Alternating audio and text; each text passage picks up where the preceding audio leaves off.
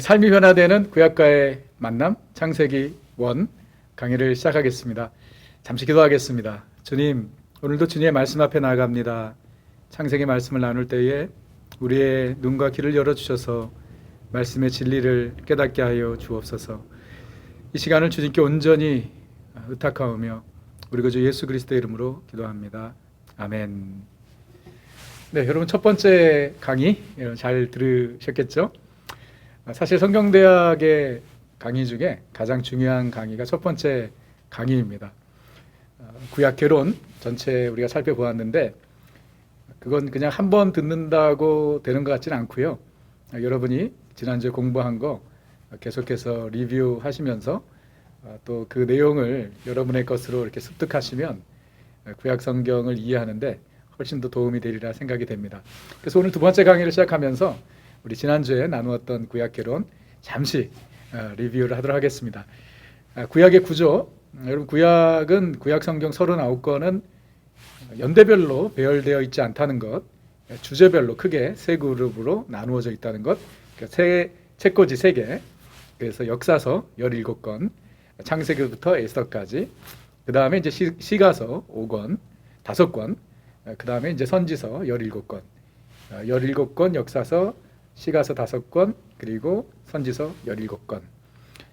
그리고 이 구약의 전체 스토리 라인, 이 구약의 줄거리는요, 창세기부터 에스더까지, 그러니까 역사서를 중심으로 이 창세기의 연대별로 이벤트들이, 그런 일들이 이어진다는 것, 우리가 지난주에 보았습니다. 그래서 우리 성경대학은 그 역사서를 중심으로 이번에 온라인 성경대학 강의를 진행을 하고 있고요.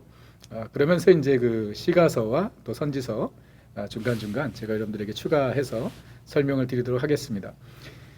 제 생각에는 여러분들이 그 구약의 전체 히스토리를 좀 파악하시면 시가서나 선지서를 읽는데도 크게 도움이 되고 또 은혜가 되리라 이렇게 생각이 됩니다. 그래서 그 구약의 10시대를 여러분들이 외우는 것이 참 도움이 될 것 같아요. 그래서 여러분 한번 좀 다시 리마인드를 해보십시오.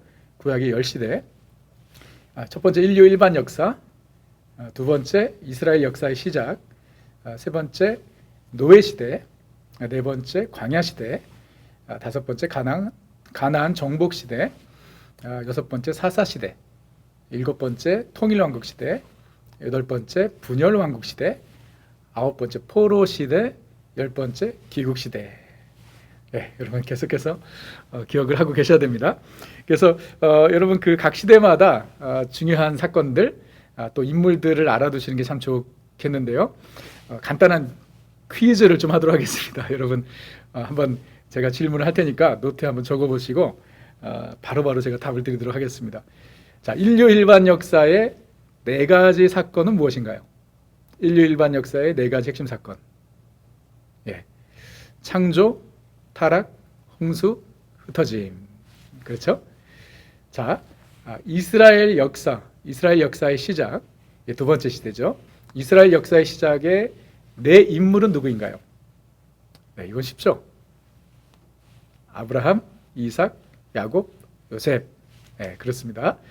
자, 그 다음에 이어지는 노예 시대, 이스라엘 백성이 애굽에서 노예 생활한 것이 몇 년인가요? 예, 400년. 그 다음에 이제 그 광야 시대를 배경으로 기록된 성경책은 어떤 것들이 있나요?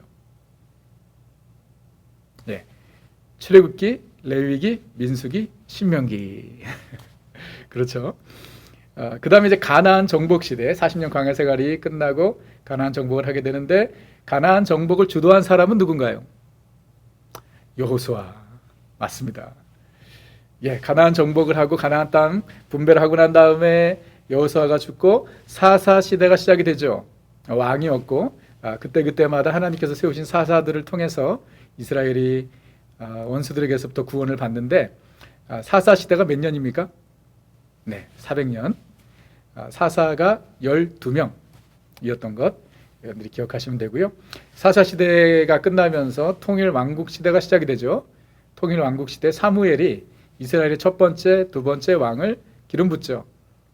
이스라엘의 첫 번째, 두 번째 왕은 사울과 다윗 그리고 솔로몬까지 이 통일 왕국의 세 명의 왕이라는 것. 자, 솔로몬이 죽고 난 다음에 이스라엘이 북이스라엘과 남유다로 나누어지죠. 자, 북이스라엘은 몇 지파? 10지파. 몇 명의 왕이 있었습니까? 19명. 남유다는 몇 지파? 2지파. 몇 명의 왕이죠?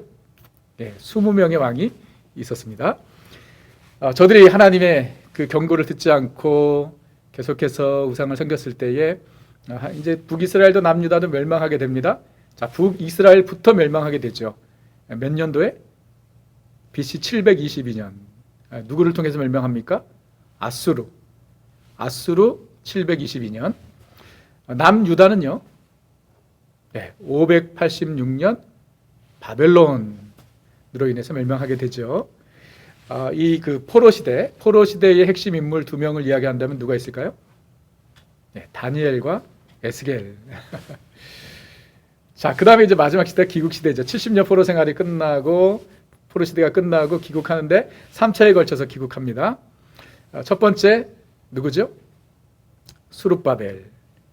성전이 재건되고, 두 번째 리더는 에스라. 하나님의 말씀이 회복이 되고, 세 번째 사람은 누구죠? 리더는 느헤미야를 통해서 성벽이 재건되죠. 그렇게 해서 이제 이 구약의 10시대가 진행이 되고, 느헤미야의 성벽 재건이 이제 그 구약의 역사의 마지막 사건이었다는 것, 여러분들이 기억하시면 되겠습니다. 자, 이 내용은 우리가 계속해서 반복할 것입니다. 오늘 이제 창세기를 함께 나누면서, 창세기가 모세오경의 첫 번째 책이죠. 모세오경, 창세기, 출애굽기, 레위기, 민수기, 신명기. 모세오경인 게 왜 모세오경인가? 모세가 기록했기 때문이죠. 토라라고도 이야기하고 율법이라고도 부릅니다. 이 모세오경의 개요를 보게 되면 창세기 1장에서 11장까지는 인류 일반 역사고, 이제 12장부터가 이스라엘 역사의 시작이죠. 그래서 그 개요를 보게 되면 창세기 12장에서 50장까지는 이스라엘에서 이제 애굽으로 내려가는 그 이야기고요. 그 다음에 출애굽에서 시내산까지의 내용이 출애굽기 1장에서 19장까지. 시내산이 왜 중요한가? 우리가 나중에 출애굽기, 레위기 공부하겠지만 거기서 하나님의 율법을 받죠. 그래서 이 시내산에서 출애굽기 20장 이후, 그 다음에 레위기, 민수기 10장까지 이 시내산을 배경으로 기록이 되고요. 그 다음에 이제 38년 동안 애굽에서 나오고 총 40년인데 광야에서는 이제 38년 동안 저들이 또 헤매게 되는데, 광야 생활에 대한 내용이 민수기 11장에서 21장까지. 그 광야 생활 40년에 대한 기록이 그렇게 많지는 않죠. 40년이 지나고 저들이 이제 가나안 땅에 들어가기 전에 모압 평지에 있게 되는데, 거기서 이제 민수기 22장에서 신명기 34장의 내용이 기록된다는 것, 여러분 참고하시면 좋겠습니다. 이 모세오경의 지리적인 그 변화를 한번 살펴보시면은요, 창세기는 가나안을 중심으로, 그리고 출애굽기는 애굽과 그리고 시내산, 레위기는 시내산에서, 그리고 민수기는 이제 광야에서, 그리고 신명기는 모압 평지, 가나안 그 요단강을 건너기 전에 모압 평지에서 이제 기록이 모압 평지를 배경으로 기록이 되죠. 자, 우선은 이제 창세기를 한번 살펴볼 텐데요. 여러분 교재 10페이지를 오픈하십시오. 교재 10페이지에 이제 여러분들 강의에 좀 집중하도록 제가 이렇게 블랭크 또 가로를 좀 쳐놨습니다. 여러분들이 좀 답을 기록을 하시면서 강의를 폴로업 하시면 좋겠습니다. 자, 창세기, 이 단어 제네시스라는 의미가 무엇인가? 헬라어로 기원 또는 시작, 근원, 탄생을 의미합니다. 창세기는 이름 그대로 모든 것의 시작을 알리죠. 그래서 온 우주가 어떻게 시작이 되었는지, 인류 역사가 어떻게 시작이 되었는지, 사람이 어떻게 만들어졌는지, 죄가 어떻게 시작이 되었는지, 그리고 언어가 어떻게 생겼는지, 민족들이 어떻게 흩어지게 되었는지, 그리고 이스라엘이 어떻게 시작이 되었는지, 그러니까 모든 것의 비기닝, 모든 것의 스타트, 기원을 얘기하는 것이 바로 창세기라는 것이죠. 그래서 이 창세기의 저자는 모세라는 것 우리가 알고 있습니다. 기록 연대는요, 이스라엘의 광야 방랑기, 그러니까 모세가 광야 생활 중에 기록했다라고 우리는 알고 있습니다. 그렇다면 연대로 우리가 생각을 하면 BC 1440년경에 이 창세기가 기록이 되었을 것이고요. 이 창세기가 기록이 되고 첫 번째 청중은 누구인가? 이게 중요하죠. 이 창세기를 가장 먼저 접한 사람은 누구인가? 바로 광야의 이스라엘 백성들입니다. 출애굽한 이스라엘 백성들. 그 이스라엘 백성들은 하나님의 선택받은 백성들이었고, 저들은 400년 동안 애굽에서 노예 생활을 한 사람들이고, 그리고 애굽에서 이방 신들을 접했던 사람들이고, 그리고 지금은 광야에서 방황하고 있는 사람들입니다. 이 창세기가 광야 이스라엘 백성들에게 너무나도 중요한 메시지였던 것이죠. 왜냐하면 저들은 저들의 뿌리를 알지 못했습니다. 노예 생활 40년이 아니고요, 400년입니다. 400년 동안 노예 생활을 한 것입니다. 그러니까 저들이 어디서부터 온 것인지, 히브리인의 뿌리가 무엇인지 저들은 알 수 없었을 것이고요. 그리고 무엇보다 모세가 야훼 하나님, 여호와 하나님이 이제 이스라엘을 가나안으로 인도한다 그러면서 출애굽을 시켰는데, 지금 광야에 있는 이스라엘 백성들이 여호와 하나님이 누군지 모르죠. 근데 이 창세기를 통해서 저들이 알게 된 것이죠.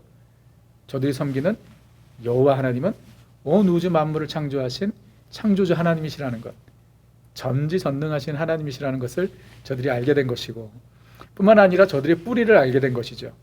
아브라함과 이삭과 야곱과 요셉, 어떻게 저들이 400년 동안 노예 생활을 하게 된 것인지, 그 배경, 그 스토리를 창세기를 통해서 아주 구체적으로 저들이 알게 된 것입니다. 그래서 이 창세기는요, 이스라엘 백성들, 광야 이스라엘 백성들에게 개인과 또 민족의 정체성을 발견하게 한 책이죠. 저들이 누구인지, 하나님이 누구이신지 창세기를 통해서 저들은 알게 되었을 것입니다. 이 창세기의 기록 목적은, 하나님께서 왜 이 창세기를 기록하게 하셨는가? 이스라엘 백성들에게는 그런, 광야 이스라엘 백성들에게 첫 번째 청중에는 그런 목적이 있었다면 우리 모두에게 주신 말씀이죠. 그럼 이 창세기를 통해서 주님께서 우리에게 알려주시고자 하는 진리는 무엇인가? 인간과 그 죄의 근원, 그리고 하나님과 그의 구속의 계획을 이제 설명해 주시는 거죠. 그래서 만약에 창세기가 없었다면 우리는 왜 구원이 필요한지, 우리가 왜 죄인인지 전혀 몰랐을 것입니다. 그런데 이제 창세기가 전체 성경 65권의 그 배경이 되는 것이죠. 그래서 그 창세기가 이 모든 성경의 시작에 이렇게 배열이 된 것입니다. 시작인 것입니다.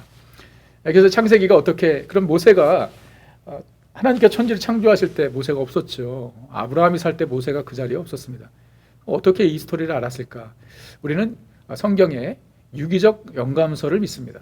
유기적 영감설. 모든 성경은 하나님의 감동으로 된 것으로 성령님께서 이제 모세에게 깨닫게 해주셨다는 것이고요. 모세는 하나님과 대면하여 하나님께 직접 하나님의 말씀을 듣던 사람이었습니다. 그래서 이 유기적 영감설이라는 것은 모세가 가지고 있는 모든 그런 그의 배경, 또 그의 학문, 또 그의 스킬, 그런 모든 것들을 동원해서 성령님께서 주는 영감으로 창세기뿐만 아니라 이 모세 오경을 기록했다라고 우리는 믿고 있는 것입니다. 자, 창세기 한눈에 보기 한번 그 10페이지에 여러분들이 한번 넣어 보시면은요, 1장에서 11장까지, 12장까지, 12장에서 이제 50장까지 두 부분으로 나누어지는데, 1장에서 11장까지는 네 가지 사건이 초점이죠. 창조, 타락, 홍수, 흩어짐, 이 네 가지 사건.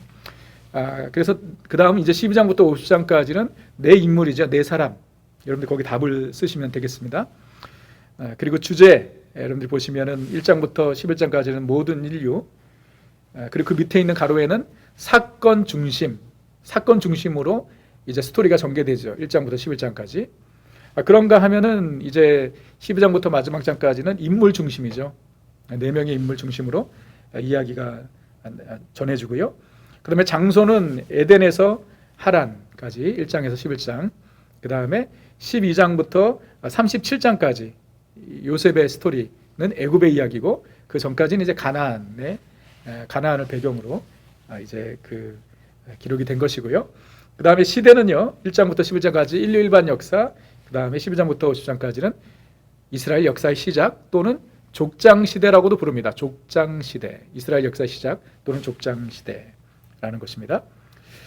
자, 창세기 1장, 2장을 통해서 우리가 하나님에 대해서 아는 진리들을 몇 가지 생각을 해봅니다. 창세기 1장, 2장을 통해서 너무 많은 진리들을 우리가 발견하는데 하나님에 대해서 우리가 알 수 있는 것은 하나님은 초자연적이시며 창조자가 되신다.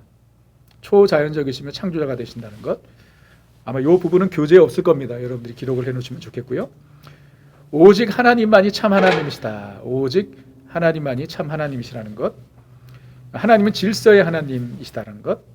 그리고 하나님은 사람에게 특별한 관심과 사랑을 가지고 계신다는 것.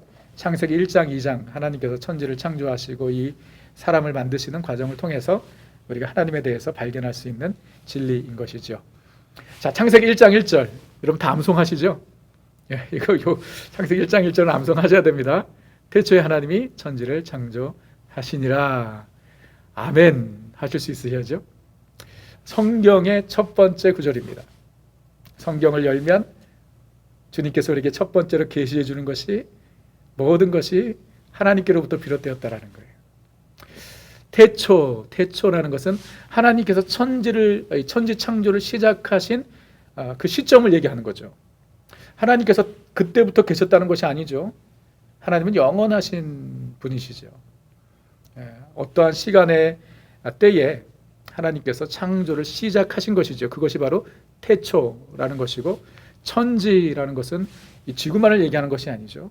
전 우주를 의미하는 것입니다. 창세기 1장 1절은요. 모든 것이 하나님께로부터 시작되었다라는 것을 우리에게 알려주는 것이죠. 온 우주 만물, 인류 역사, 사람의 이야기 이 모든 것이 하나님께로부터 시작이 되었다라는 것이에요. 하나님께서는 우리에게 자신을 계시해 주시면서 우리가 성경이 특별 계시라 그랬잖아요. 그러니까 하나님이 누구이시며 하나님께서 하신 일이 무엇인지를 우리에게 계시해 주기 위해서 성경을 주셨는데 그 성경의 첫 번째 계시가 무엇이냐? 내가 모든 것을 만들었다라는 거예요. 내가 모든 것을 시작했다라는 것입니다. 바로 그 말씀이 창세기 1장 1절이고 여러분 우리가 창세기 1장 1절 태초에 하나님이 천지를 창조하셨다라는 이 진리의 말씀에 아멘을 하지 못한다면 여러분 성경을 덮어야 하죠. 그 외의 것들을 우리가 어떻게 믿을 수 있겠습니까? 우리의 신앙의 스타트가 바로 여기 있는 것이죠. 하나님께서 모든 것을 창조하셨고 모든 것이 하나님께로부터 시작되었다는 것. 여러분 그 믿음이 우리 가운데 있어야 하는 것입니다. 하나님이 어떻게 천지를 창조하셨는가? 여러분 간단히 말씀을 드리면 말씀으로 하나님께서 창조하셨죠. 그래서 6일 동안 창조하셨는데 10번 반복이 됩니다. 하나님께서 이르시되 하나님의 말씀으로 천지를 창조하셨고 이 창조의 순서를 우리가 좀 살펴보면 어떠한 패턴을 볼 수가 있어요. 그게 무엇이냐면 하루부터 3일째 될 때까지는 하나님께서 이렇게 틀을 만드신 것 같고 4일부터 6일까지는 이제 그 틀에 채워 넣으시는 그런 그 패턴으로 천지를 창조하신 모습을 보게 됩니다. 그래서 11페이지에 보면 첫째 날 빛, 둘째 날 궁창과 물, 셋째 날 땅과 식물들, 그 다음에 첫째 날 빛을 만드시고 이제 대조되죠. 4일째 되는 날에 이제 그 해와 달과 별들을 하나님께서 그 우주에 채우시고요. 그 다음에 둘째 날에 궁창과 물을 만드셨는데 다섯째 날에는 거기에 채우시죠. 그래서 물고기들과 새들을 하나님께서 만드시고 셋째 날에는 땅을 만드셨는데 여섯째 날에는 그 땅에 채우시죠. 동물들과 그리고 끝으로 사람을 채우십니다. 그래서 이 그 하나님의 창조의 특징들을 우리가 살펴보면 몇 가지 우리가 주목할 만한 것들이 있는데요. 창조의 특징을 보시면 3일 동안 틀을 만드시고 3일 동안 채우셨다라는 것이고요. 그리고 또 다른 특징은 날이라는 타임 프레임을 하나님께서 사용하셨다라는 거예요. 그래서 첫째 날, 둘째 날, 셋째 날, 다섯째 날, 여섯째 날, 넷째 날, 다섯째 날, 여섯째 날 이렇게 저녁이 되고 아침이 되매라고 하나님께서 이렇게 하루하루 각 날마다 창조하신 것들이 있는데 이 날이 히브리어로 욤이라는 것인데 전통적인 해석은 이 욤, 이 날이 우리가 지금 알고 있는 24시간이라는 것. 저는 하나님께서 그렇게 창조하셨는데 전혀 문제가 없다고 생각합니다. 전능하신 하나님께서 24시간 안에 이 하나님께서 만드신 것들을 하나하나 창조해 가시는 거 전혀 문제가 없죠. 근데 어떤 또 성경학자들은 이 욤이 24시간이 아니라 한 긴 시대를 또 의미하는 것이다라고 해석하는 견해도 있습니다. 뭐 이런 데 참고로 알아두시면 되겠습니다. 그런가 하면 이제 세 번째 이 창조의 특징은 식물들과 동물들을 각 종류대로 만드셨다라는 거예요. 그래서 이 창조의 내용을 살펴보시면은 1장, 2장을 보시면은 가장 많이 계속해서 반복되는 단어들이 있는데 그게 각 종류대로예요. 그러니까 식물을 각 종류대로, 동물을 각 종류대로 만드셨다. 상당히 중요한 기록이죠. 이것은 진화론은 반박할 수 있는 성경적 근거가 됩니다. 왜냐하면 진화론은 이제 식물이나 동물이 저등급에서 고등급으로 진화되었다라고 얘기하죠. 이게 진화론이지 않습니까? 근데 하나님께서 이 진화론이 성경의 진리를 또 공격할 걸 아셔서 그랬는지 창세기 1장을 보니까 그 종류대로라는 이 표현이 많이 나와 있습니다. 하나님께서는 모든 것을 그 종류대로 만드셨어요. 그래서 사과는 처음부터 사과였고요. 포도는 처음부터 포도였고, 고양이는 처음부터 고양이였고, 사자는 처음부터 사자였다라는 것입니다. 하나님께서 각각 그 종류대로 창조하신 거예요. 그리고 하나님께서 사람을 남자와 여자 두 성으로 창조하셨다. 요즘 같은 때 너무 중요한 진리죠. 우리 캘리포니아에 사는 우리들은 미국에 사는 우리들은 이 샘섹스 메리지 벌써 합법화가 되었고, 이제는 각자가 자기가 원하는 성을 선택하라고까지 이야기를 합니다. 우리가 성경을 보면 다른 성이 존재하지 않습니다. 남자와 여자 두 성을 하나님께서 창조하셨고 태어날 때부터 그 성은 결정이 되는 것이죠. 내가 원하는 대로 선택하는 것이 아닙니다. 그리고 중간은 없습니다. 자, 마지막 6번째 7일째 하나님께서는 안식하셨다라는 것, 이런 창조의 특징들을 우리가 살펴보게 되고요. 하나님께서 천지를 창조하시는 가운데 이 질서정연한 하나님의 창조의 클라이막스, 그 피크는 하나님께서 사람을 만드신 것이죠. 마치 하나님께서 모든 것을 이 사람을 위해서 준비시켜 놓으신 것 같아요. 근데 그렇다고 저는 믿습니다. 만약에 하나님께서 아담을 셋째 날 만드셨다고 생각해 보세요. 얼마나 당황스러웠겠어요? 근데 모든 것을 하나님께서 다 준비시켜 주시고 마지막에 하나님께서 아담을 만드셨죠. 그리고 하나님께서 만드실 때마다 참 보시기에 좋았더라라고 이야기하시는데 모든 것을 창조를 마치시고 난 다음에 사람까지 창조하시고 난 다음에는 심히 좋았더라. You were so good 이라고 이야기하는 것을 말씀하신 것을 우리는 보게 됩니다. 사람은 그 수많은 하나님의 그 광대한 피조물 중에 매우 특별한 존재라는 것을 성경은 이야기하고 있습니다. 그 이유는 하나님께서 사람만 하나님의 형상을 따라 창조하셨기 때문이죠. 그러니까 창세기 1장 26절에 하나님이 가라사대 우리의 형상을 따라 우리의 모양대로 우리가 사람을 만들고라고 말씀하십니다. 우리가라고 말씀하시죠. 참 이것도 중요한 기록이죠. 왜 갑자기 우리라고 하실까요? 성경 저자의 실수인가요? 아니죠. 우리라는 것은 창조의 역사 그 순간에도 삼위일체 하나님께서 함께 일하셨다라는 것이죠. 성부 하나님, 성자 예수님, 성령 하나님께서 창조의 그 순간부터 그 전부터 뭐 영원토록 삼위일체 하나님이시니까 창조의 그 역사도 삼위일체 하나님께서 일하신 것이고 하나님의 형상대로 우리를 지으셨다라는 것. 그것은 우리의 외적인 그 외모, physical appearance를 얘기하는 것이 아니죠. 우리가 하나님과 교제할 수 있도록 우리에게 영성을 주시고 그리고 인격을 주셨다라는 것이에요. 하나님께서 왜 그렇게 하셨는가? 왜 하나님의 형상대로 God's image대로 우리를 만드셨는가? 하나님께서 우리를 창조하신 목적은 하나님과 교제하기 위해서입니다. 그래서 사람은 사람과 교제하죠. 사람이 강아지와 교제할 수 없습니다. 그렇죠? 같은 인격체가 교제할 수 있는 것이죠. 하나님께서 사람을 하나님의 형상대로 만드신 것은 사람과 교제하기 위함이죠. 그 목적으로 하나님께서 우리를 하나님의 형상대로 만드시고 그리고 하나님과 함께 동행하게 하셨습니다. 피조물들 중에 하나님의 형상대로 지음받은 것은 사람밖에 없습니다. 사람을 어떻게 만드셨는가? 아담을 흙으로 만드셨죠. 그리고 그 코에 생기를 불어넣으셨습니다. 그래서 우리의 존재는 육과 영으로 형성이 된 것이죠. 그래서 우리가 죽으면 우리의 육은 흙으로 왔기 때문에 흙으로 돌아가고 우리의 영은 주님께로 돌아가는 것이죠. 하나님께서 우리를 흙으로 만드시고 또 생기를 그 코에 불어 넣으셨습니다. 그러면서 이제 아담이 혼자 있는 것을 하나님께서 좀 안 좋게 보시고, 아담이 혼자 있었죠, 처음에. 그를 돕는 배필로 하와를 만드셨어요. 그러니까 여러분 보세요. 이 하나님의 창조의 질서 가운데 가장 마지막에 만들어진 피조물이 여자라는 거 아십니까? 그리고 하나님께서 이 여자를 어떻게 만드셨어요? 아담으로 하여금 깊이 잠들게 하시고. 왜 깊이 잠들게 하셨을까요? 하나님께서 아담에게, 아담아, 이제 네가 푹 잘 수 있는 마지막 기회란다. 아내가 생기면 뭐 이런 거예요? 아니죠. 하나님께서 이제 그 마취를 시키시고 아담에게서 갈빗대를 빼시죠. 그러니까 남자는 흙으로 만들었는데 여자는 이 갈빗대로 뼈로 만든 것이죠. 이 퀄리티부터 다릅니다. 그래서 아담이 하와를 보고 너무 좋아가지고 당신은 내 뼈 중에 뼈요, 살 중에 살이라고 고백을 하죠. 이때까지 everything was so good. 모든 것이 너무 좋았고요. 모든 것이 완벽했습니다.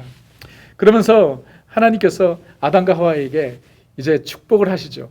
창세기 1장 28절, 하나님이 그들에게 복을 주시며 하나님이 그들에게 이르시되 생육하고 번성하여 땅에 충만하라, 땅을 정복하라, 바다의 물고기와 하늘의 새와 땅에 움직이는 모든 생물을 다스리라 라고 주님께서 저들에게 명령을 주시죠. 저들에게 사명을 주십니다. 그래서 생육하고 번성하여 땅에 충만하고 또 땅을 다스리라고 주님께서 말씀하십니다. 자, 인간의 영적인 그 특별한 그 특성들을, 인간만이 소유한 특성들을 우리가 볼 수 있습니다.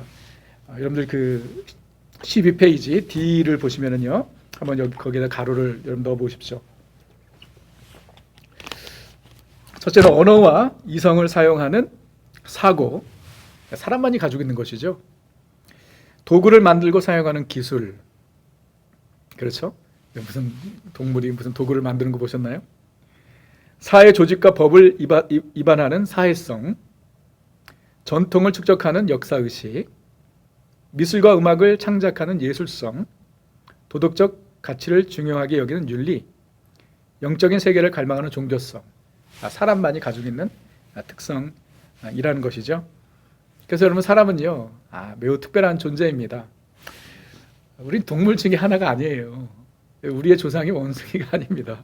어떻게 그것을 믿을 수가 있나요? 하나님께서 우리를 하나님의 형상대로 창조하셨습니다. 철저한 하나님의 계획 가운데 하나님께서 우리를 만드셨어요. 이 온 우주 만물을 하나님께서 창조하신 것입니다. 여러분, 세상에는요, 두 부류의 사람밖에 없죠. 창조론을 믿는 사람과 믿지 않는 사람이죠. 창조론을 믿지 않는 사람들 뭐라고 이야기하죠? 이 모든 것이 우연의 산물이다라고 이야기하죠. 액시덴트라고 이야기하죠. 그리고 진화되었다라고 말합니다. 그래서 창조론과 진화론, 여전히 사람들에게는 이 인류 근원에 대한 고민거리가 되고 있습니다. 그래서 타임 매거진의 Evolution Wars, 아직까지도 이 내용이 사람들에게는 큰 화두가 되고 있는 것이죠. 여러분은 어떻게 생각하세요? 과연 이것이 사실일까요? 여러분 어떻게 생각하십니까? 여러분, 절대로 우리는 우연의 산물이 아닙니다. 하나님께서 우리를 만드셨어요. 이 모든 것을 하나님께서 시작하셨습니다. 여러분, 정말 우리의 작은 뇌로는 상상할 수 없는 이 광대한 우주, 그리고 하나님께서 만드신 이 수많은 별들 중에 우리가 살고 있는 지구, 사람이 살기에 완벽한 환경이죠. 그리고 이 지구 안에 이 아름다운 자연들, 여러분 한번 보세요. 요즘 코로나 때문에 집에만 있는데 여러분, 이런 아름다운 자연을 보면서 우리가 어떻게 이 모든 것이 우연이라고 이야기할 수 있겠습니까? 이 아름다운 바다, 여러분 저 위에 돌은 누가 올려놨을까요? 참 아름다워라. 주님의 세계는 주님의 세계인 것이죠. 여러분, 하나님께서 만드신 이 수많은 창조물들 중에 가장 아름답고 고귀한 것이 바로 사람입니다. 네, 우리 아이들 사진입니다. 어렸을 때 사진이에요. 요즘에 커가지고요, 이 귀여운 게 하나도 없어요. 하나님께서 하나님의 형상대로 지으신 하나님의 작품이죠. 너무나 아름다운, 너무나 고귀한, 그리고 완벽한 하나님의 작품이 바로 저와 여러분입니다. 그래서 여러분, 에베소서 2장 10절에 우리는 그의 만드신 바라라고 말씀하시죠. We are God's workmanship. 또 어떤 성경에는 We are God's masterpiece. masterpiece라는 번역이 참 좋아요. 우리는 하나님의 걸작품이라는 것입니다. 여러분, 그 작품은요, 누가 만드는 거에 따라서 그 가치가 정해지는 거 아시죠? 여러분, 내 자신이 가치가 있는 것은, 내가 가치가 있는 것은 하나님께서 나를 만드셨기 때문입니다. 하나님이 나를 만드셨어요. 내 모습 이대로, 하나님의 형상대로. 제가 참 좋아하는 구절은요, 시편 139편 14절에 이렇게 말씀하시는데, 이 말씀은 참 저의 인생에 중요한 말씀이고 또 저의 믿음을 성장시키는 말씀이었어요. 시편 136편 4절에 내가 주께 감사하면 나를 지으심이 심히 기묘하심이라. I'm fearfully and wonderfully made. 심히 기묘하다는 말이 한국말로 좀 어렵더라고요. 또 영어 성경을 보니까 이해하기가 쉬워요. I'm fearfully and wonderfully made. 하나님의 작품. 하나님께서 원더풀하게 만드셨다라는 거예요. 나의 외모, 나의 성격, 나의 모든 것 is from God. 하나님께로부터 왔고, 그러므로 완벽하다는 것이죠. 걸작품이라는 것입니다. 원더풀하다는 것입니다. 시편 139편 14절의 말씀은요, 참 제가 저희 둘째 아이 필립을 여러분 사진 보여드렸는데, 아이가 장애를 가지고 태어났지 않습니까? 처음에는 그런 생각을 가졌어요. 장애를 가진 이 아이, 즉 말 그대로 핸디캡이 있는 아이, 천국에 가면 이제 더 완전해지겠지, 온전해지겠지 라는 생각을 가지고 그런 기대를 했어요. 이 세상에서는 너도 연약하지만 그러나 천국에 가면 좋아질 거야 라고 이렇게 생각을 했었는데, 이 시편 139편 14절의 말씀을 제가 깨닫고요, 하나님께서 그게 아니라는 것을 알게 하셨어요. 장애가 있지만, 사람이 보기에 장애가 있지만 하나님의 걸작품이고 wonderfully made라는 거예요.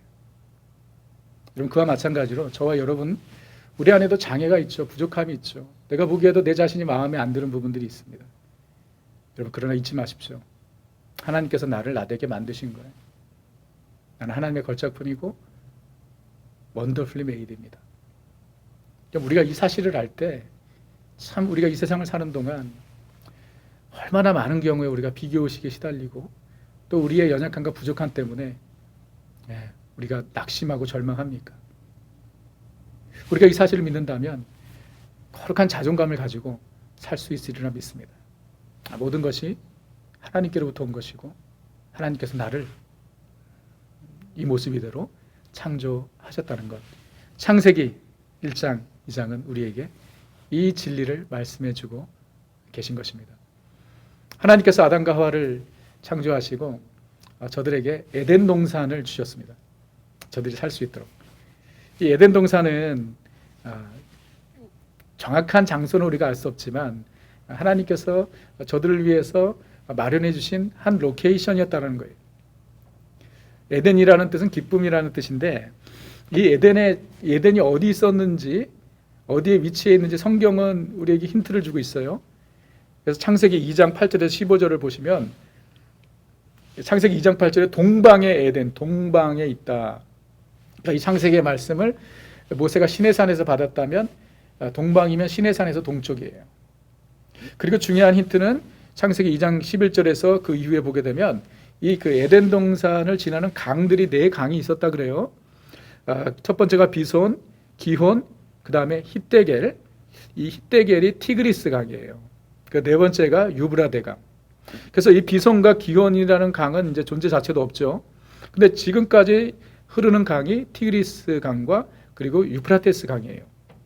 그래서 에덴 동산이 이쯤에 있었겠다라고 우리는 추측할 수 있는 것이죠. 하나님께서 에덴 동산에 살게 하시면서 모든 것을 저들에게 주셨습니다. 그런데 한 가지, 딱 한 가지, 선악을 알게 하는 나무의 열매를 먹지 말라, 먹는 날에 정령 죽으리라 말씀하셨어요. 그 외에 모든 것을 주셨습니다.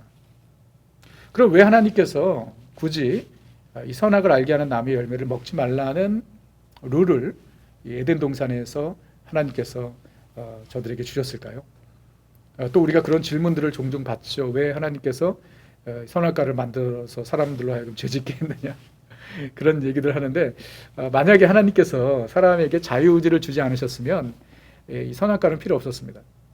하나님께서 사람에게 자유의지를 주셨다는 것, 이건 또 다른 신학적인 또 긴 내용이지만, 하나님께서 우리에게 자유의지를 주셨기 때문에 선악과는 반드시 필요했던 것입니다. 이 선악과의 의미에 대해서는요, 교재 페이지 13페이지 밑부분을 보면 여러분들이 좀 한번 읽어보시면 좋겠습니다. 그래서 이 하나님께서 에덴 동산의 선악과를 이제 먹지 말라고 말씀하셨지만, 그때 이제 등장하는 인물이 있습니다. 바로 사탄이죠. 이 사탄의 근원에 대해서 성경은 우리에게 충분히 이야기하지 않습니다. 그런데 몇 가지를 여러분들에게 말씀을 드리면, 사탄의 존재에 대해서, 첫째, 악의 근원에 대해서, 악의 기원에 대해서 성경은 충분히 이야기하지 않는다는 것, 사탄은 처음에는 빛의 천사였다는 것, 그리고 사탄은 교만하여 하나님의 자리를 도전하다 타락한 천사가 되었다는 것, 이사야서 14장 12절에서 14절의 말씀에서 우리가 보게 되고요.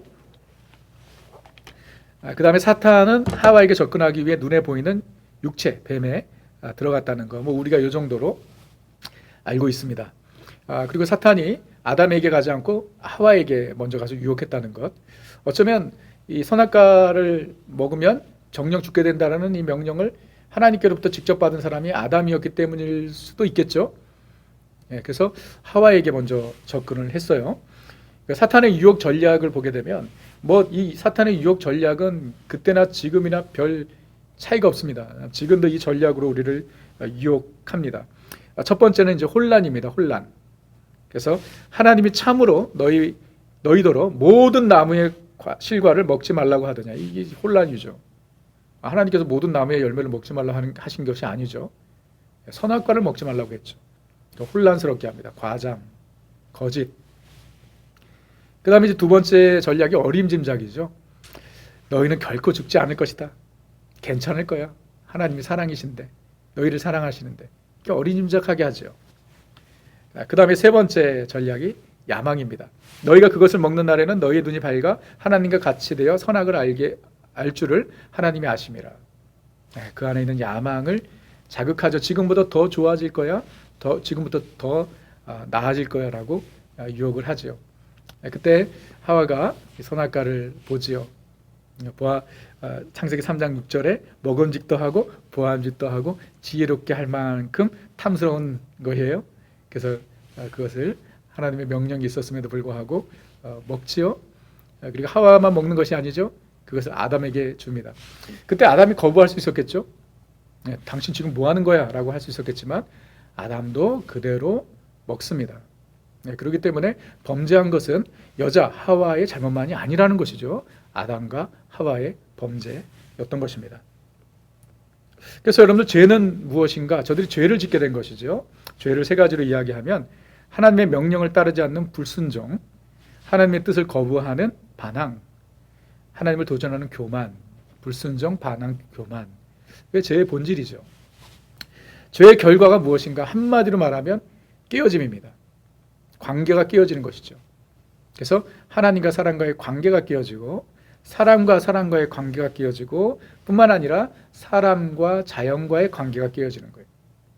이것이 죄의 가장 근본적인 결과인 것입니다. 그래서 아담과 하와가 범죄함으로 말미암아 타락하게 되죠. 그것을 전적 타락이라고 이야기합니다. 한 부분만의 타락이 아니에요. Total depravity. 모든 것, 영적인 것, 지적인 것, 육적인 것, 감정적인 것, 이 모든 것이 죄로 말미암아 타락했다라는 것이 전적 타락을 의미하는 것인데, 여러분 14페이지에 보게 되면 타락의 결과, 자, 영적 타락, 죄책감, 하나님에게서 도망하고 숨음, 하나님과의 분리죠. 이 영적 파탄은 하나님과의 대립이죠. 지적 파탄, 하나님의 뜻을 알 수도 없고 깨달을 수도 없어요.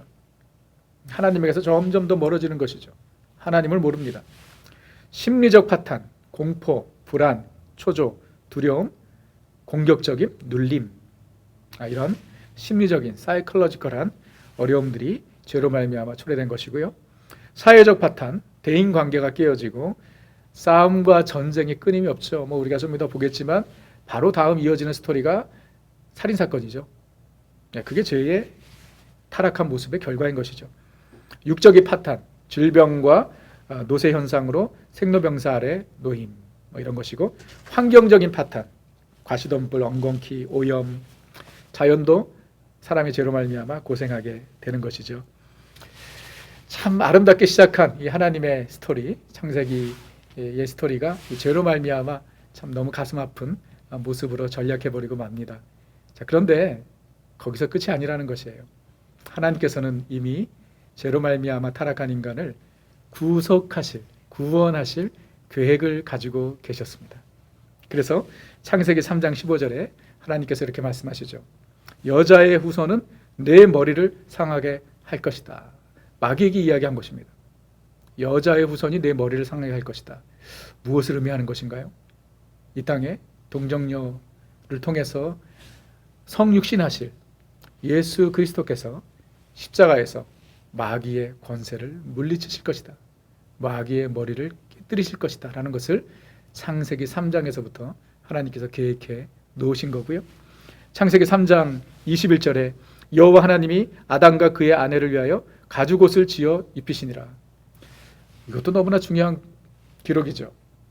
아담과 하와가 죄를 짓고 수치심을 느꼈을 때 나뭇잎으로 저들이 가렸죠. 금세 말라버리죠. 그러니까 하나님께서 저들에게 가죽옷을 입혀주셨다는 겁니다. 아담과 하와의 죄의 그 수치와 부끄러움을 가려주시기 위해서 가죽옷을 지어서 입혀주셨는데, 왜 가죽옷일까요?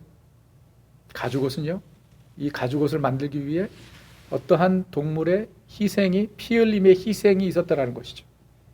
거기서 가죽을 취한 거 아니겠어요? 그래서 하나님께서는 창세기 3장에서부터 인간의 죄를, 그 수치를, 그 부끄러움을, 그 영원한 멸망을, 그 죽음을 주님께서 가려주시기 위해서 예수 그리스도께서 이 땅에 오셔서 피 흘림의 희생으로 우리를 살려주실 것이라는 그 하나님의 구속의 계획을 창세기 3장에서부터 가지고 계셨다는 것을 우리에게 말씀해 주시고 계신 것입니다. 자, 그래서 여러분들 그 창세기 2 두 번째 16페이지를 여러분들 보시면은요, 죄는 무엇인가? 아까 세 가지 말씀드렸죠.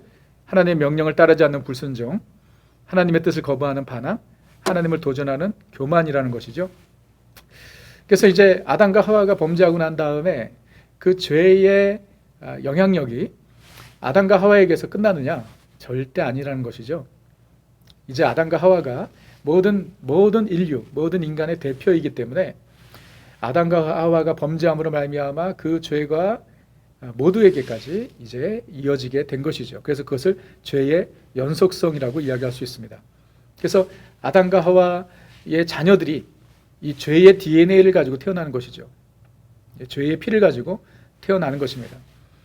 그래서 우리가 선하게 태어나고 의롭게 태어나는데 살면서 죄를 짓기 때문에 죄인이 되는 것이 아니라는 것 분명히 아셔야 됩니다. 우리는 태어날 때부터 죄인으로 태어난다는 것입니다. 우리가 아이들을 키워보면 참 놀랍죠. 선한 일, 좋은 일은 정말 디시플린을 해서 가르쳐야 되는데 나쁜 일, 악한 일은요 얼마나 익숙한지 몰라, 얼마나 자연스러운지 모릅니다. 우리가 그것만 봐도 내 자신을 봐도 그렇죠. 선이 익숙하지 않아요. 악이 더 익숙합니다. 죄인으로 태어나기 때문이죠. 그래서 이 죄의 연속성을 그 창세기에서 나머지 인류 일반 역사 11장까지의 이야기, 이 11장까지의 스토리에서 이제 아담과 하와가 범죄함으로 말미암아 인류가 타락하게 되었다. 죄의 연속성, 이 죄의 영향력을 이야기하기 위해서 3장부터 11장까지 세 가지 사건이 나옵니다. 첫째는 최초의 살인 사건, 가인과 아벨의 스토리죠. 그 다음에 두 번째는 노아의 홍수, 그 다음에 세 번째는 바벨탑 사건입니다. 그래서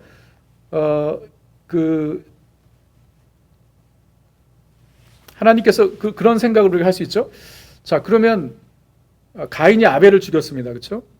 그러면 형제가 둘이면은 그러면 어떻게 인구가 증가했는가? 이거 참 어떻게 보게 되면 좀 어리석은 질문이죠. 아담이 몇 년을 살았냐면 930년을 살았습니다. 그래서 얼마나 많은 자녀들을 낳았을까요? 그리고 하나님께서 아담의 그 계열을 이어가시기 위해서 아벨이 죽고 난 다음에 그 주신 자식들 중에 셋을 하나님께서 선택하셔서 아담의 계열을 이어가게 하셨습니다. 그래서 창세기 5장에 보게 되면 셋에서 노아까지의 족보가 나와 있는데 9 제너레이션입니다. 셋과 노아까지 포함해서. 여러분 잠깐 이렇게 보십시오. 아담, 셋, 그리고 노아까지. 그러니까 셋에서 노아까지가 9대라는 것이에요. 그래서 가인이 아벨을 죽인 것은 이 죄의 악순환을 의미하는 것이죠. 그때부터 이제 죄가 모든 사람들에게 참 점점 더 확장이 되어가고 그리고 점점 더 커지게 된 것이죠. 그래서 이제 인구가 땅에 증가하면서 죄는 점점 더 하나님 앞에서 심각해졌습니다. 그래서 하나님께서 보시기에 정말 이 땅에 사람을 지으심을 근심할 정도로 타락하고 만 것이에요. 창세기 6장 6절에 여러분들 보시면은 땅 위에 사람 지으셨음을 한탄하사 마음에 근심하시고, 하나님께서 사람을 지으심을 한탄하시고 근심하셨다. 근심하셨다라는 것은 grieved. 너무 마음이 아프시고 괴로우셔서 안타까워하셨다라는 것이죠. 그래서 하나님께서 이대로는 안 되겠다 싶으셨던 것이죠. 그래서 새로운 시작을 위해 지금까지 있었던 모든 것을 다 쓸어버리시겠다고 작정하시죠. 6장 7절에 보게 되면 이르시되 내가 창조한 사람을 내가 지면에서 쓸어버리되 사람으로부터 가축과 기는 것과 공중의 새까지 그리하리라. 모든 것 다 쓸어버리시겠다. 물로, 홍수로 쓸어버리시겠다고 하나님께서 결단하시는데 그것이 얼마나 어려웠겠습니까? 그런데 그것이 인류 역사의 끝이 아니었습니다. 하나님께서는 계획이 있으셨죠. 한 사람을 예비해 놓으셨습니다. 그가 바로 노아인 것이죠. 노아는 어떤 자였는가? 창세기 6장 9절에 보게 되면 노아는 의인이요 당대의 완전한 자라 그는 하나님과 동행하였으며, 의인이고 당대의 완전한 자고 하나님과 동행하는 자였다. 아니 모두가 다 그렇게 악한 그 세상인데 어떻게 노아가 그럴 수 있었을까요? 자, 그 이유를 설명하죠. 6장 8절에 그러나 노아는 여호와께 은혜를 입었더라. 이게 상당히 중요한 내용입니다. 은혜. 여러분 우리가 은혜라는 말을 얼마나 많이 사용합니까? 예배 때 은혜 받았습니다. 은혜가 충만합니다. 또는 은혜가 없습니다. 뭐 이렇게 얘기하는데 성경에서도 은혜라는 grace라는 단어가 많이 나오는데 성경에 은혜라는 단어가 첫 번째 나오는 구절이 바로 6장 8절입니다.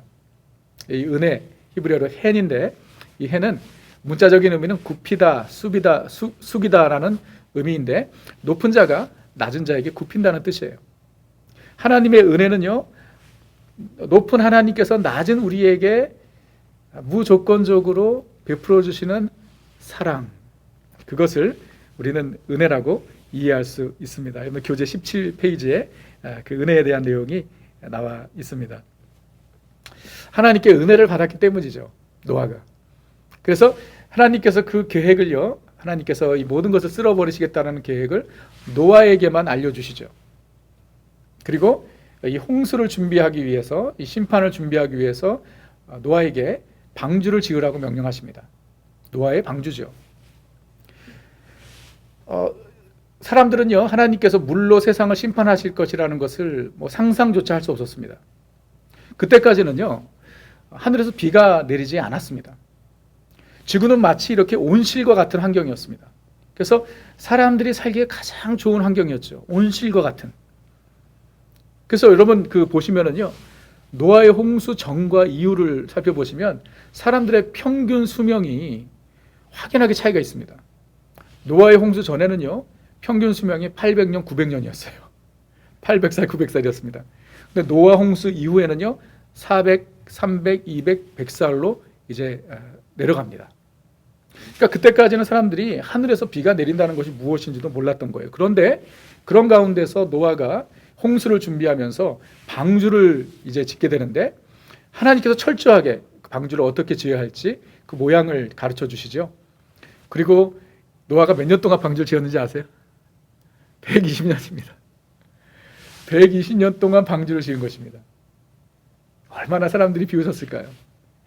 노아도 그 과정 가운데 과연 내가 맞는 일을 하는 것인가, 이런 의문점도 있었을 것입니다. 근데 그는요, 믿음으로 그 사명을 감당했죠.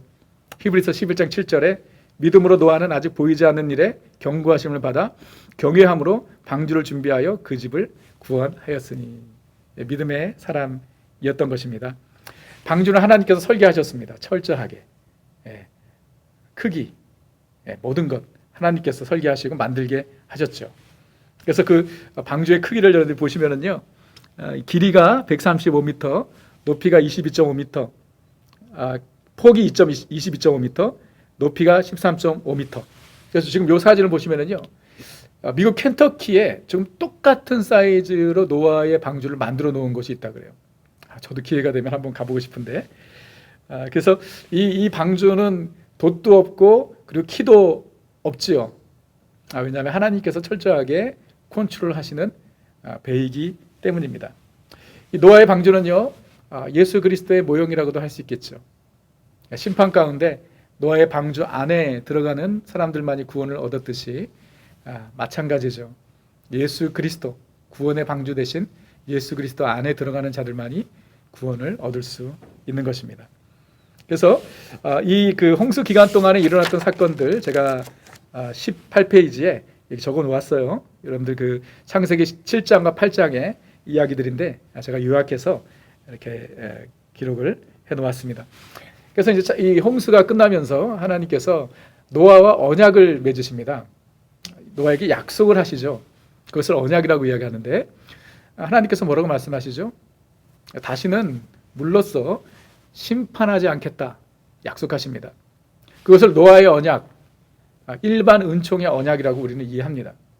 그래서 그 언약의 증표로 하나님께서 노아에게 무지개를 보여주시죠. 그래서 이 노아 언약의 상징 또는 증표가 바로 무지개인 것입니다. 근데 참 너무나도 황당하게 이 무지개를 요즘은요, LGBT, 게이 레즈비언들이 자신들의 심볼로 사용하고 있죠. 그것은 마귀적인 것이죠. 하나님께서 주신 이 언약의 상징이 무지개인데 그렇게 오염시키고 말았던 것입니다. 여러분, 하나님께서 이제 이 노아 홍수 이후에 보세요. 노아가 이제 아들이 셋이 있습니다. 야벳과 함과 셈입니다. 이 세 명의 아들을 통해서 다시 인류 역사가 시작이 되는 것이죠. 그러면서 이제 저들이 또 낳고 해가지고 또 땅에 이제 인구가 증가를 한 것이에요. 자, 그러면 하나님께서 죄에 대한 심판을 하셨지만 죄의 그 DNA, 죄의 그 뿌리는 여전히 사람들에게 남아 있는 것이었습니다. 아니나 다를까 시간이 지나면서 저들이 하나님을 도전하게 되죠. 하나님의 말씀을 불순종하게 됩니다. 그래서 저들이 무엇을 만드느냐? 바벨탑을 저들이 만들게 되는 것이죠. 그래서 바벨탑을 쌓은 이유가 무엇인가? 창세기 11장 4절을 보면 우리 이름을 내고 온 지면에 흩어짐을 면하자. 두 가지 이유입니다. 우리의 이름을 내고, 교만함이죠. 그리고 두 번째 이유가 있습니다. 흩어짐을 면하자. 이게 무슨 뜻일까요? 우리의 이름을 내고 교만해지고 높아지겠다 이해하는데 왜 흩어짐을 면하자? 그 이유로 바벨탑을 쌓았을까요? 여러분, 흩어짐을 면하자는 것은요, 하나님의 명령에 대한 불순종입니다. 불순종이에요. 왜냐하면 흩어짐은 하나님의 뜻이요 명령이었기 때문입니다. 창세기 1장 28절에 하나님께서 아담과 하와에게 생육하고 번성하여 땅에 충만하라고 명령하셨습니다. 땅에 충만하기 위해서는요, 땅에 흩어져야 되는 것이죠. 그리고 노아와 함께 새로운 역사를 시작하시면서 창세기 9장 1절에도 똑같은 명령을 주셨어요. 생육하고 번성하여 땅에 충만하라, 흩어지라는 것이에요. 그런데 저들이 뭐라고요? 흩어짐을 면하자. 그 흩어짐을 면하기 위해서 저들이 탑을 쌓은 것이죠. 하나님께서 저들을 흩으시는 데는 너무 쉬웠습니다. 하나님께서 직접 강림하시고 언어를 혼잡하게 하셨죠. 그러니까 그때까지는 언어가 하나였던 것이에요. 지금까지도 언어가 하나였으면 얼마나 좋았겠습니까? 근데 언어가 혼잡하게 되고, 그러니까 같은 언어를 가진 사람들끼리 모이게 되고 그리고 흩어지게 된 것이에요. 거기서 우리는 언어와 또 민족의 기원을 발견하게 되는 것이죠. 그래서 그들이 이제 하나로 탑을 쌓았던 사람들이 언어가 혼잡하게 되면서 흩어져서 이제 이 땅에 여러 민족들이 흩어져 살게 된 것입니다. 그래서 여러분, 이 바벨탑 사건으로 인해서 흩어졌던 민족들이 신약에 와서 사도행전 2장에 보게 되면 하나가 되는 역사를 보게 됩니다. 그게 이제 사도행전 2장의 오순절 날에 성령 강림의 역사인데요. 성령님께서 제자들에게 강림하시고 저들이 방언을 하기 시작했죠. 그래서 예루살렘에 오순절날 모였던 사람들이 자기의 언어로, 각자 자기의 언어로 하나님의 귀하신 일, 복음을, 메시지를 듣게 된 것이에요. 복음으로 하나가 되는, 민족들이 하나가 되는 역사를 사도행전 2장에서 상징적으로 보여준 것이죠. 그러나 그것이 완벽한 하나됨이 아니죠. 지금도 여전히 언어와 민족들은 흩어져 있습니다. 그러나 마지막 날, 마지막 때에 우리는 하나님의 보좌 앞에 섰을 때에 모든 민족과 족속과 방언들이 하나가 되어서 하나님을 예배하게 될 것입니다. 그것이 파이널 픽처리죠. 바벨론 사건으로 해서 흩어졌던 언어와 민족들이 이제 복음으로 하나가 되어서 하나님을 예배하는, 요한계시록 7장 9절에서 10절에 이일 후에 내가 보니 각 나라와 족속과 백성과 방언에서 큰 소리로 외쳐 이르되 구원하심이 보좌에 앉으신 우리 하나님과 어린 양에게 있도다. 이게 마지막 모습인 것이지요. 자, 지금까지 창세기 1장에서 11장까지 인류 일반 역사를 우리가 공부한 것입니다. 그러면서 오늘 창세기 그 이후에 12장부터 50장까지 다 나눌 수 없지만 제가 아브라함에 대한 이야기까지만 여러분들에게 말씀을 드리겠습니다. 이스라엘 역사의 시작이죠. 이스라엘 역사의 시작. 이제 민족들이 다 흩어진 것입니다. 11장까지는 하나님께서 한 민족 한 사람에게 집중한 것이 아니라 모든 민족, 인류 일반 역사죠, 말 그대로. 그러면서 이제 12장에 와서는 하나님께서 그 구속의 역사를 이루시기 위해서 한 나라, 한 사람에게 집중하십니다. 바로 아브라함이고, 그리고 그를 통해서 이제 만들어질 이스라엘을 집중하시고, 구약의 창세기 12장부터 마지막 장까지는 바로 아브라함의 후손, 이 이스라엘의 이야기인 것을, 스토리인 것을 우리는 보게 됩니다. 그래서 구약의 10시대, 인류 일반 역사가 지나고 이스라엘 역사의 시작 또는 족장 시대가 열리게 되는 것입니다. 그래서 하나님께서 한 사람을 부르십니다. 그 사람이 바로 아브라함이죠. 하나님께서 아브라함을 부르시고 이 족장 시대의 4명의 인물이 아브라함, 이삭, 야곱, 요셉이죠. 그래서 여러분들 그 족보를 좀 보시면은요, 아담, 셋, 노아, 셈, 데라에서 아브라함, 이삭, 그리고 이삭에게서 야곱의 이름이 이스라엘로 바뀌죠.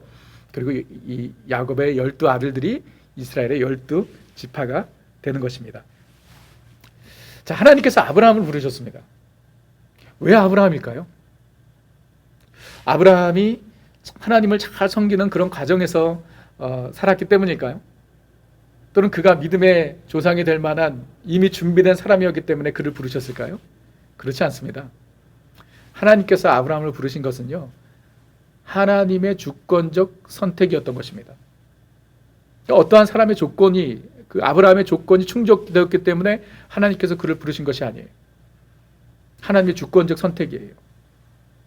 수많은 사람들 중에 하나님께서 아브라함을 부르셨어요. 하나님의 뜻대로.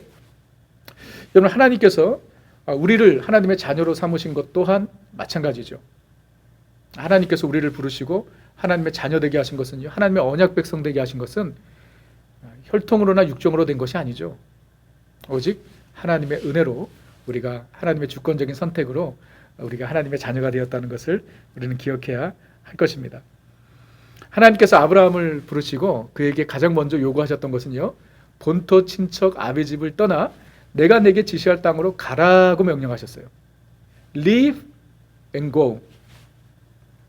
오늘 왜 하나님께서 아브라함에게 본토 친척 아비 집을 떠나 가라고 말씀하셨을까요?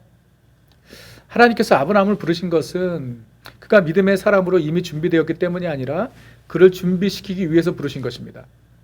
그렇기 때문에 이제 아브라함의 이야기 창세기 12장부터 그가 이삭을 하나님께 바치는 그 스토리까지 그의 삶 가운데 일어나는 모든 일들은 아브라함을 믿음의 사람으로 세우시려는 하나님의 훈련 과정이었던 거예요. 연단 과정입니다. 하나님께서 우리의 믿음을 연단하시기 위해서 우리가 익숙한 곳에서 떠나게 하시죠. 우리가 아브라함의 이야기에서 그것을 보게 됩니다. 왜 그럴까요? 익숙한 곳에서는요, 본토 친척 아비 집에서는 의지할 것이 너무 많은 거예요. 힘들면 누구 찾아가면 되고, 그렇죠? 누구에게 손 내밀면 되고. 그러나 내가 모르는 땅, 본토 친척 아비를 떠나 살면 하나님을 의지하게 되죠. 하나님만을. 자, 그런 의미에서 저는 참 이민자로 우리가 사는 것이 참 큰 복이라고 저는 생각합니다. 우리야말로 본토 친척 아비 집을 떠난 사람들 아니겠어요? 그래서 많은 분들이 이민 와가지고 신앙생활하는 거, 저도 그렇고요. 힘들고 어려운 언어가 다르고 문화가 다른 이 이민 생활을 하면서 정말 주님을 더욱 의지하게 되죠. 아브라함을 하나님께서 그렇게 부르신 것 또한 마찬가지라고 생각을 합니다. 그러면서 아브라함에게 하나님께서 약속을 하십니다. 그것을 언약이라고도 이야기할 수 있는데요. 하나님께서 아브라함을 부르시면서 창세기 12장에 1장에서 3장, 1절에서 3절까지 하나님께서 말씀하시죠. 내가 너로 큰 민족을 이루고 내게 복을 주어 내 이름을 창대하게 하리니 너는 복이 될지라. 너를 축복하는 자에게는 내가 복을 내리고 너를 저주하는 자에게는 내가 저주하리니 땅의 모든 족속이 너로 말미암아 복을 받으리라. 이스라엘 백성이 아니라 땅의 모든 족속이 너로 말미암아 복을 받으리라. 여러분, 이것은 하나님께서 아브라함에게 맺으신 언약은 예수 그리스도, 아브라함의 예수 그리스도께서 육적으로는 아브라함의 후손으로 오시죠. 아브라함의 뿌리에서 오시죠. 이 예수 그리스도를 통해서 아브라함의 언약은 성취가 되죠. 땅의 모든 족속이 복을 받는 것은 바로 예수 그리스도를 통해서죠. 그렇기 때문에 이 아브라함의 언약이 이 창세기뿐만 아니라 성경 전체를 관통하는 핵심 주제가 되는 것이죠. 아브라함에게 땅의 모든 족속이 너로 인하여 복을 받을 것이다 라고 약속하셨습니다. 그래서 아브라함이 이제 우르에서 그의 아내 사라, 그리고 그의 아버지 데라, 그리고 조카 롯이 있죠. 이 네 명이 우르를 떠나 하란으로 가게 됩니다. 그 하란에서 아브라함의 아버지 데라가 죽습니다. 그리고 아브라함과 사라와 롯이 가나안 땅으로 오게 되는 것이죠. 그래서 이 언약에 대해서 말씀을 드렸는데요. 이 구약의 이 언약의 전승, 여러분들이 그 페이지 19페이지를 보시면은요. 제가 이제 앞으로도 이 언약에 대해서는 더 이야기를 할 텐데, 아브라함의 언약, 노아의 언약, 그리고 아담의 언약, 모세의 언약, 다윗의 언약, 그리고 메시아에 대한 언약들이 구약의 전체 흐름을 이끌어가는 핵심 주제가 바로 이 커버넌트, 언약인 것이죠. 하나님께서 아브라함에게 맺으신 언약을 살펴보면 20페이지에 아브라함을 통해 큰 민족이 세워질 것이다. 아브라함의 이름이 창대하게 될 것이다. 수많은 후손들이 있게 될 것이다. 가나안 땅을 얻게 될 것이다. 아브라함과 그의 후손들을 지키실 것이다. 아브라함을 통해 모든 민족이 복을 받을 것이다. 하나님께서 아브라함에게 주신 약속은 씨와 땅의 약속을 주셨죠. 후손이 많아질 것이다. 땅을 얻게 될 것이다. 너로 인하여 복을 받게 될 것이다 라고 약속을 하셨습니다. 이게 아브라함의 언약이죠. 그리고 하나님께서 이 언약을 체결하시기 위해서 창세기 15장에 한 세레모니를 하십니다. 그것이 무엇이냐면 아브라함에게 이제 짐승들을 가지고 오라는 거예요. 그래서 소, 양, 그리고 비둘기 이런 짐승들을 가지고 와서 비둘기는 제외하고 다른 짐승들은 반으로 가릅니다. 그리고 이 반으로 가른 짐승들을 이제 배열해 놓습니다. 그러면서 이 무엇을 의미하냐면 왜 이 짐승의 몸을 쪼개어서 베어려 놓았을까? 그래서 이 언약이라는 이 단어가 히브리어로 베르트라는 것인데, 베르트라는 의미가 무엇이냐면 쪼개다라는 것이에요. 이게 언약이에요. 왜 쪼개는가? 이 언약을 지키지 않으면 이 쪼개진 짐승과 같은 처벌을 받게 될 것이다라는 의미예요. 이게 베르트입니다. 그래서 하나님께서 이 짐승들을 쪼개게 하십니다. 그리고 아브라함이 잠들었을 때에 하나님께서 그 사이로 지나가세요. 그래서 창세기 15장 17절에 해가 져서 어두울 때에 연기나는 하루가 보이며 타는 횃불이, 이 횃불은 하나님의 임재를 얘기하는 것이죠. 쪼갠 고기 사이로 지나가더라. 아브라함이 지나가지 않고 하나님께서 쪼갠 고기 사이로 지나간다는 것이에요. 이것은 아브라함과 그의 후손이 언약을 지키지 못하지만 그들이 쪼개지는 것이 아니라 하나님께서 그 대가를 치르신다는 의미죠. 그래서 하나님께서 이 땅에 그의 아들 예수 그리스도를 보내주시고 하나님의 언약을 성취하시기 위해서 예수님의 몸이 쪼개지십니다. 창세기 15장에서 우리는 바로 그 복음의 진리를 발견하게 되는 것이죠. 아브라함이 가나안 땅에서 살면서 모든 것이 순탄했나요? 그렇지 않습니다. 하나님께서 너의 후손이 그 하늘의 별과 같이 땅의 모래알 같이 될 것이라고 약속하셨는데 아들이 없어요. 자식이 없습니다. 25년 동안이나 기다리게 하셨어요. 아브라함의 믿음의 연단 과정, 그것이 창세기 12장 이후의 이야기입니다. 여러분, 왜 하나님께서 아브라함에게 이렇게 기다리게 하셨을까요? 하나님의 약속을 성취하는 데 있어서 왜 이렇게 오랜 시간이 걸렸을까요?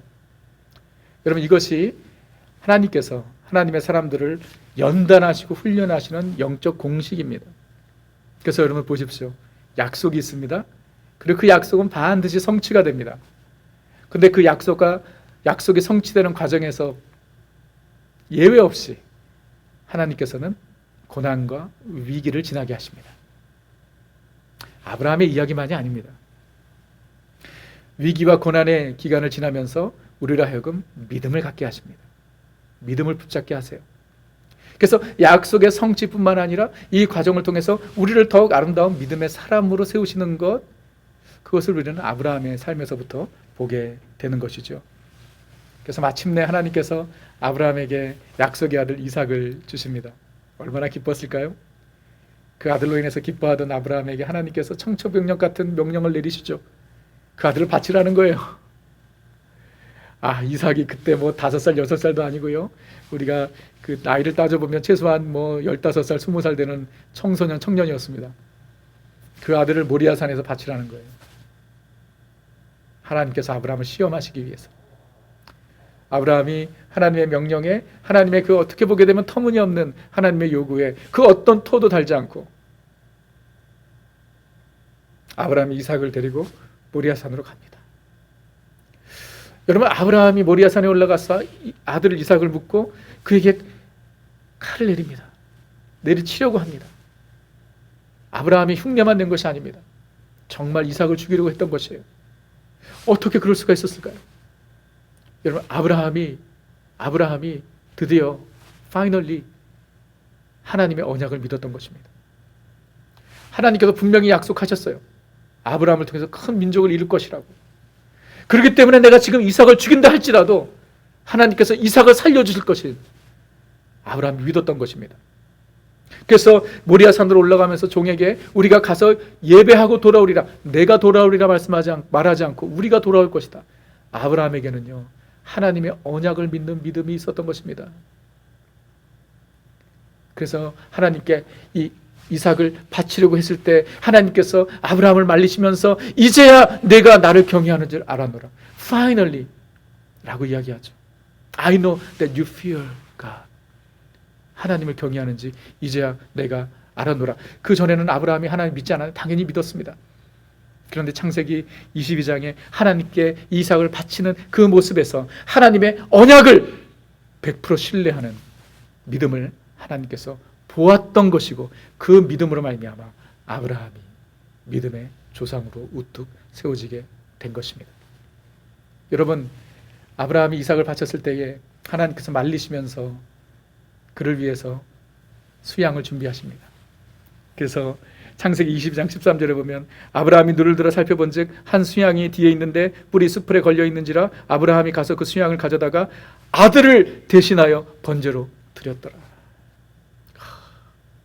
하나님께서 아브라함이 자신의 아들을 죽이지 않았는데 하나님께서 그 아들을 대신해서 수양을 준비하셨습니다. 이삭이 죽어야 하는데 수양이 죽은 것이지요. 수양이 대신 번제로 죽었습니다. 여러분, 모리아 산의 이 사건은 누구를 생각하게 합니까? 그렇습니다. 우리를 대신하여 죽으신 하나님의 어린 양 예수 그리스도를 보여주는 것이죠. 하나님은 우리를 향한 하나님의 언약을 이루시기 위해서, 성취하시기 위해서 자신의 아들을 우리를 위해 내어 주셨습니다. 예수님께서 십자가에서 죽으심으로 하나님께서 우리를 구원해 주시고 하나님의 언약을 이루어 주신 것이에요. 그래서 세례 요한이 요한복음 1장 19절에서 이야기하죠. 보라, 세상 죄를 지고 가는 하나님의 어린 양이로다. 예수님께서 양과 같이, 모리아산의 양과 같이 우리를 위해서 희생하심으로 주님께서 우리를 구원해 주신 것입니다. 여러분, 여기까지 오늘 이야기하겠습니다. 창세기 22장까지 얘기를 했고요. 우리 다음 주에 이제 이삭, 야곱, 요셉 이야기를 하고 출애굽기 이야기도 하도록 하겠습니다. 여러분, 이번 주에 이제 성경 통독 가이드를 좀 해드리는데요.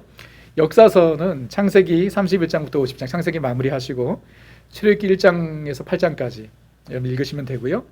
이제 시가서는요, 욥기를 마무리하시고 시편 1편에서 45편까지 여러분들이 마무리를 하시면 되겠습니다.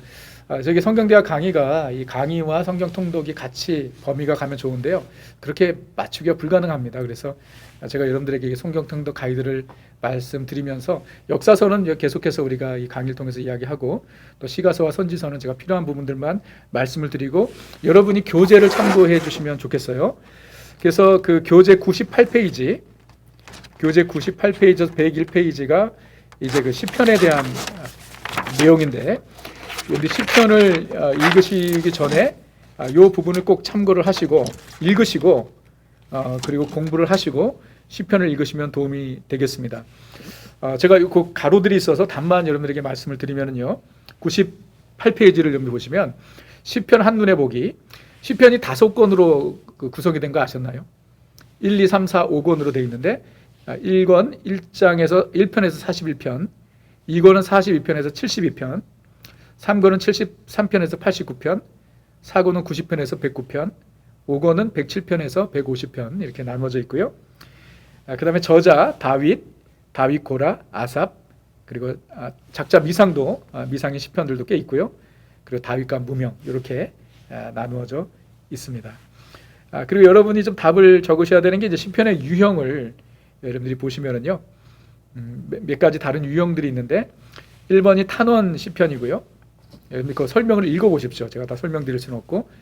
2번은 감사 시편, 그 다음에 3번은 취임 시편, 그 다음에 4번은 순례 시편, 그 다음에 5번은 왕의 시편, 6번은 지혜 시편, 7번은 저주 시편으로 우리가 구성이 되어 있고요.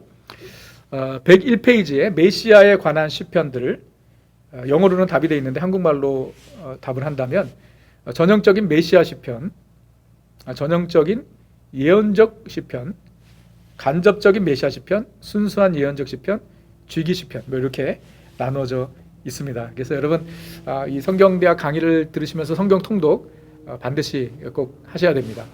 그리고 한 가지 양해를 구하는 것은요, 제가 그 온라인 강의가 처음인 거 아시죠? 그래서 제가 가장 힘든 것 중에 하나가 뭐냐면 이 시간을 잘 지키는 거예요. 그래서 1시간 안에 강의를 하려고 하지만은 이게 만만치 않습니다. 그래서 때로는 좀 뭐 짧을 수도 있지만 때로는 또 길 수도 있다는 것 참고하시고요. 그리고 이 강의가 하루 동안 유튜브에 올라가 있는데 여러분들이 한번 들으시고, 제가 내용이 많기 때문에 좀 빨리 얘기하는 부분들도 있기 때문에 다시 여러분들 또 보시고 복습을 하시면 좋겠다 생각이 됩니다. 이 시간에 우리 잠시 기도하겠습니다. 창세기의 첫 번째 말씀이 너무나 귀합니다. 하나님께서 우리를 만드셨다는 것, 너무나 당연한 진리지만 저는 그것이 우리에게 얼마나 소중한지 모릅니다. 하나님께서 나를 하나님의 형상대로 지으시고 나의 이 모습 이대로 하나님께서 만드신 것입니다. 하나님께서 나를 창조하셨기 때문에 나에게 엄청난 애착을 가지고 계시고 나를 가장 잘 아시고 나를 사랑하시고 나를 주관하십니다. 여러분 그분을 신뢰하십시오. 여러분 하나님께서 우리에게 주시는 약속이 있습니다. 그러나 그것이 성취되기까지는 우리의 삶에 고난과 연단과 위기가 있다는 것 기억하십시오. 그 가운데 주님께서는 우리가 믿음 가운데 거하기를 원하십니다. 특별히 우리가 이런 코로나 사태를 지나면서 하나님 앞에 그 어느 때보다 우리의 믿음의 중심을 지키는 것이 너무나 소중합니다.